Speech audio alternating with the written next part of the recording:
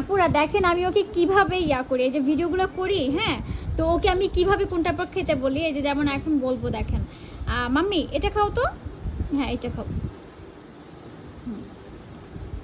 মাশাআল্লাহ, ওকে ঠিক আছে। তারপরে এটা খাবে, এটা এটা এটা, হ্যাঁ ভাত খাবে, হ্যাঁ একটু বেশি করে নাও, বেশি করে নাও, বেশি করে নাও ভাত, ভাতটা বেশি করে নাও, এই যে এইভাবে মাম্মি, এই যে নাও, এটা খাও, হ্যাঁ মাশাআল্লাহ। আচ্ছা জাইফা, তোমার এখানকার মধ্যে সব থেকে পছন্দ হয় কোনটা? এটা বেশি পছন্দ, এটা বেশি মিষ্টি? আচ্ছা আস্তে খাও, আস্তে আস্তে, আগেই না আগেই না, একটু রাখো, একটু পরে খাও। ওকে ঠিক আছে, হ্যাঁ করো তো।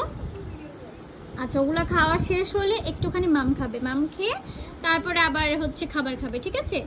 হ্যাঁ, ও ঠিক এভাবে আমার কথা শুনে মাশাআল্লাহ।